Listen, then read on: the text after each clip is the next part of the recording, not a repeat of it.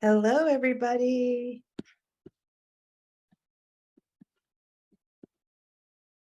I'm gonna give people another minute or two to jump on to make sure they can get in.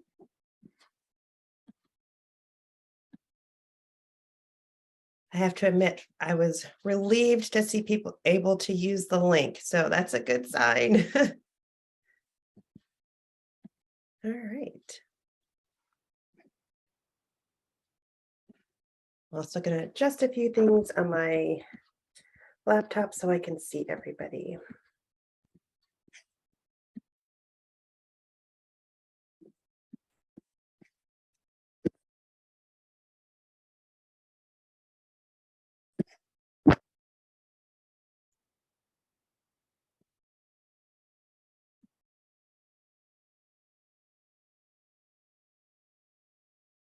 Okay, we'll just give it another minute. Go.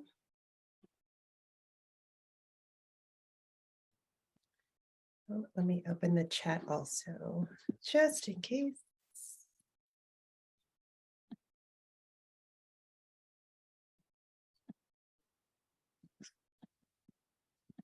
Ooh, Eagle, Idaho. Let's see. Oh, it's just your morning. You're probably having your morning coffee right about now. And good morning, Deborah. Thank you so much for being here. All right. Well, it's 12:02. So we're going to go ahead and get started. Thank you all so much for joining. I am Sharice Nicole. If you have not met me before, per se, we'll say virtually, I'm known as So Hooked on Treasures on Instagram. I'm a pattern writing quilting teacher, and I've been doing this for a couple of years now. And I decided earlier this year to start doing these live tutorials because number one, I like sewing with friends and learning with friends a lot more. It just seems more fun. And then also, I just figured it would be a great way to ask questions in real time, as opposed to going onto YouTube and things like that. And yes, you can get the answers, but having the interaction, it's more fun for me.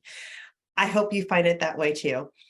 If you have any questions, feel free to unmute yourself and interrupt me, or you can put it in the chat for later. That's either way is okay. I'll be checking the chat along the way and just to make sure. So with that, we are going to get started. We are going to learn how to do an envelope style pillow, which means that basically just two fabric layers that overlap in the back, kind of like a pillow sham. The reason why I prefer to do it this way is one, it's a little faster than the zipper, Also, you can take it off your pillow form and change it out, change your decorations, and they're much easier to wash than having to put that pillow form in every time. I don't know. I put the tennis balls in or the wool balls in and they come out okay, but I don't know. I prefer not to have to wash them as often as possible. So the pillow covers have become my preferred way to make pillows. It's a great project to use with leftover blocks that you may have around, or use up your scraps, especially for quick gifts. It's so quick and easy. And I found it super helpful in so many different ways. We won't be covering binding in this tutorial, but I will show you how to add your binding strips if you do it one way versus the other. And also, we won't necessarily go into how to do we actually won't go into how to actually make your block, how to actually make your quilted pillow or anything like that. This is all assuming you have this pillow size block sewn, pieced, quilted, and ready to go. Yes. So with that, I am going to switch my camera. Give me a moment. So you'll be able to see my cutting mat and the green square. If you do not see the green square, please let me know in the chat. But if you do, no need to say anything. So Here is just the start of my back. In the spirit of time and using everybody's time as wisely as possible, there will be some sort of cooking show type magic is what I call it. So, they put it into the oven, the next thing it comes back out like 2 seconds later, it's done. It'll be similar to that. But when your quilt top is already done, pieced and quilted, in order to make the back is where we're going to start. You will cut 2 pieces of fabric to either match or to coordinate with your pillow front. And you're going to cut them either depending on the pattern you're using, or if you don't have a pattern and you're just making this up as you go, not a problem. You will do a little bit of math, which is okay. And this will come in the email to you afterwards when you get your recording. And I have a little surprise for you at the end that I decided to include. But for blocks that are generally, 13 inches or above, I like to go a little bit more of an overlap than those that are smaller. So in this case, mine is going to be pretty small.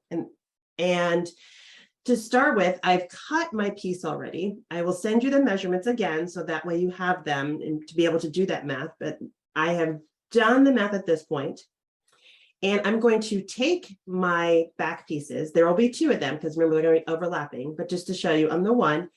And from the top or bottom, top down, bottom up, either side, unless it's directional, it really doesn't matter. You're going to fold down about 1/8 to 1/4 of an inch, as narrow as you possibly can, twice. So you'll fold it down once, and if it's long enough, it helps to press it out. And then you will fold it down a second time. That way, pardon my threads here, you will get a nice finished edge. You won't have any fray. Don't have to worry about the sides just yet, but you just want to get one edge nice and finished. So once you finish that and press it, this is what you'll have. It'll lay down pretty flat for you. There you go. Then you're going to head to your sewing machine and stitch this down to make sure it doesn't come apart. And I've used a little bit wider stitches in hopes that it's a little bit easier for you to see, but you can see that. There we go. You will stitch that down along that edge. Now, to construct your pillow, you have 2 different options. One is if you plan to use binding, and one is if you plan to, well, not use binding. Either way. This is, I have this upside down for you. There we go. Better. This will be your quilted pillow top, all ready to go. I didn't do anything fancy with my quilting. It was just to put it together for the sample is all. And my 2 back pieces. So if you do not want to use binding, this could be for multiple reasons, whether it's just you don't have the binding, you don't want to do that step, that's okay too. Or if you just prefer to not have a binded edge, then you're going to want to start with your quilted pillow top up. So right side up. Then you will take your pieces, your 2 panels for the back with the right side down. This is the right side of my fabric. Here's the back. And I'm going to line it up along one edge of my top. Then I will take the second piece, line it up along the opposite edge here. So that way you have nice overlap that creates the envelope to keep your pillow on your pillow form on the inside. Once you have everything lined up, if you are a pinner, it's a good idea to pin. It's a lot of layers here, so I highly recommend pinning, but not required. Just especially with your top and the back panels, and then you add where they're overlapping. It just keeps everything in place nicely. You'll pin around the outside, And so you're 1/4 of an inch all the way around the outside of your pillow. I will show you how that comes out in this version. So I have sewn all the way around my top. And when you're finished, you will clip the corners. You don't want to clip the stitches. If you can see my stitches, you don't want to clip the actual stitches, but you're going to want to clip those corners to reduce the bulk, to give you nicer points when you're done. When you are finished and you've clipped them, you will turn it right side out.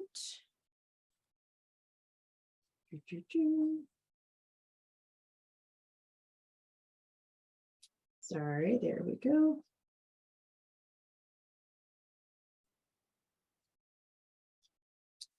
And your back, this will be made much neater when you push the points in. What's good for pushing those points in are like a stiletto, a crochet hook, a chopstick. I've seen people use chopsticks. Any of those things will help you push those out. And your back ends up like this. And this is where your wood pillow would go. Yes, makes sense? I don't see any questions in the chat, but I will do a quick pause to see if anybody has any questions. Okay. Yes, so there is your envelope. This will be your binding list option. Now, let's say you want to do binding instead. I'm going to come back to my example here. The difference would be, so now we're going to put wrong sides together.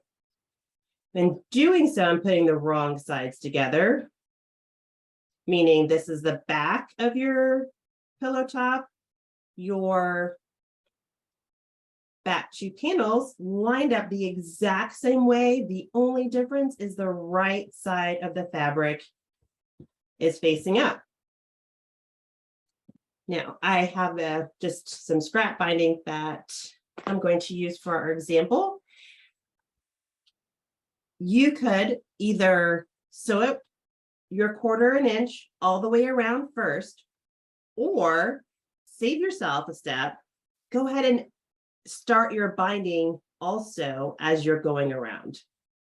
You can do that too. It will save you an extra, turn around your top. And definitely if you are, I prefer to pin. I highly, highly recommend pinning in this case. But you would sew your binding around the same way you do with your miter corners, which I'm trying to do that upside down, which did not work very well, did it? There you go. Roughly your miter corners and sew all the way around. So with this way, we don't have to flip it and turn it inside out, but your pillow top would be completed once you have, well, I'll say almost completed, once you have sewn the binding to either the front or the back. I'm a machine sewer when it comes to binding. So if you are hand sewer when it comes to binding, you will have your pillow back down, that's right side of your pillow facing up, and then your binding would go on this side instead. That way you can flip it to the back and hand sew.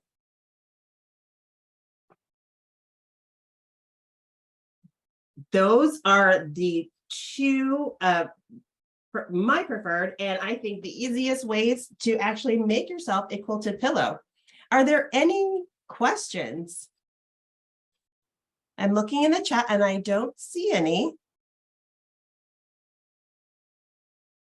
Awesome. Give me 1 second to switch my camera here. All righty. And you know what? I think my kiddos might have moved my pillow. Give me 2 seconds. I'm going to go grab the other example I had for you. Hang on 1 second. Don't go anywhere.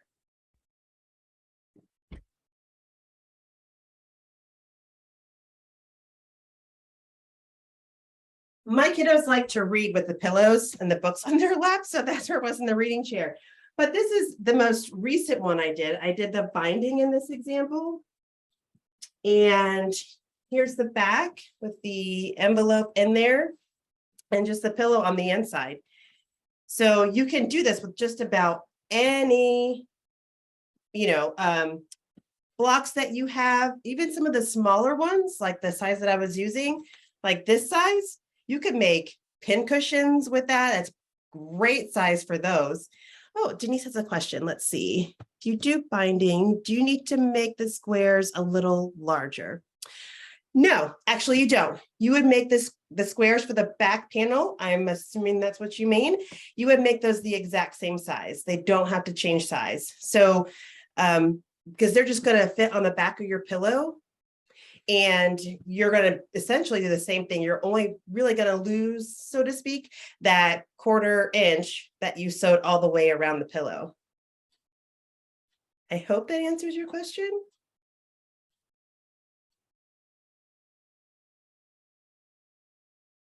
Okay, and if there anybody else, awesome, Denise, good news. If there's anybody else, you're welcome to unmute or drop it in the chat, either way. Okay, good. I hope. This is Debbie. I'm sorry, I do have a question. Oh, sure, Debbie, go ahead. You said if you bind it, you could actually sew the pillow, the front and the back together along with the binding, one time around. Is it easier to make the miter, binding corners by sewing the pillow part first, then coming back and sewing the binding over that same stitch, or does it not really make a difference? I've never tried. Yeah, that's a good question. It really depends. I'm a pinner, so if I pin it all the way around, then it doesn't bother me to do it all at once, and I prefer to save this step. But you do have less, what's the word? Less chance of things shifting or moving if you do once and then go back around. I would recommend doing more of a basting stitch your first time around, though, and do it slightly inside that 1/4 inch. That way you're not getting 2 seam lines right on each other. Okay, excellent. That's exactly what I wanted to know. All right, okay. Thank you. Good, you're very welcome. Anybody else? Okay, excellent. Well, for some of us here, like on the East Coast time, this was probably your lunchtime. So hopefully you're enjoying your lunch, and I hope that you have found this helpful. I will send you those dimensions of what to do if you are just making the pillow top on your own out of a random quilt block or leftover block. I will send those in the email with the recording. Also, you will get a special discount code for the X Marks quilt that I just released. The reason why I'm including that is, one, the X block is the perfect size for a pillow. The block by itself, you make one of those and it's a 16-inch block, makes it a pillow size. So you can, you'll have that in the email. And as another little extra bonus, there's a pillow pattern I have there. It's called First Blossoms is the name of the pattern. And I did a series of what I call mini mate patterns. It's not the full pattern on how to make the full quilt, but it includes the instructions for doing the envelope back, if you will. So then that way you'll have it in writing. You can refer back to it later if you want. You can, it's for that pattern, but you can use it for any, really. It can apply there.